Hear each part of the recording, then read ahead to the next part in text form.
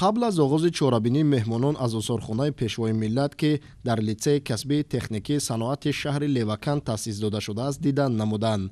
در این آثارخانه تالار پذیرایی، گوشه‌های سیاست دولتی و خارجی، عکس‌ها از روند دولتداری در طول صاحب استقلالی کشور، سفرهای پرزیدنت مملکت و بستن سازشنامه‌ها با دیگر کشورهای عالم، اثرهای ماندگار پیشوای ملت به نمایش گذاشته شدند که از حیات و فعالیت پرثمر این ابرمرد سیاست بازگو می باشد. همچنین نمایندگان انستیتوت علمی و تحقیقاتی رشد استوار و اقتصاد سبز نزد دانشگاه بین المللی سیاحی و صاحبکاری تاجیکستان از روند تعلیم دانشجویان دانشکده شناس شده از کافدرهای اختصاصی آن دیدن به عمل آوردند. در دانشکده بین المللی لیوکن بهر آماده‌سازی کادرها در بخش سیاحی صنفخانه‌های مخصوص تعلیمی فعالیت می‌نماید که در آن برای دانشجویان در برابر گرفتن دانش نظریوی همزمان مشغولیت‌های عملی را نیز به طور وسیع براه می‌مانند.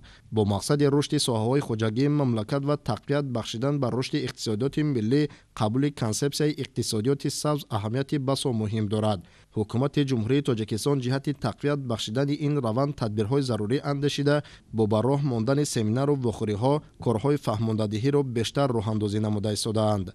در این زمینه با ابتکار انستیتوت علمی و تحقیقاتی رشد استوار و اقتصاد سبز نزد دانشگاه بین المللی سیاحی و صاحبکاری تاجیکستان در دانشکده بین المللی لیوکن همایش علمی عملی در موضوع مسائل مبرم تشکل و رشد اقتصاد سبز در جمهوری تاجیکستان دایر کرده شد. طور ذکر گردید اقتصادیات سبز یکی از سمت‌های معاصر علم اقتصاد بوده در رشد اقتصادیات ملی سهم مهم می‌گذارد. علاوه بر این در سال 2025 دایر به مسئله‌های پیشگیری کردن تأثیر خوف‌های احتمالی به اقتصاد ملی، تشکل اقتصاد سبز، رقمی کنانی خدمت رسانی‌های دولتی و استفاده وسیع حساب برابرکنی‌های غیر نقدی تدبیرهای مشخص اندیشیده می‌شود.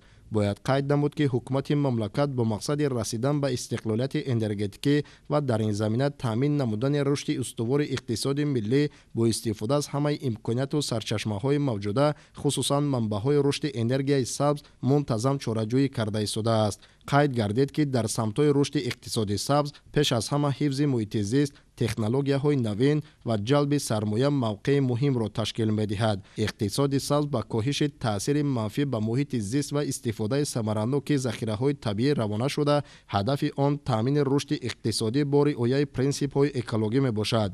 این روند میتواند شرایط زندگی مردم را بهتر نموده برای حفظ محیط زیست و تامین ذخیره‌های طبیعی برای نسل‌های آینده زمینه فراهم آورد.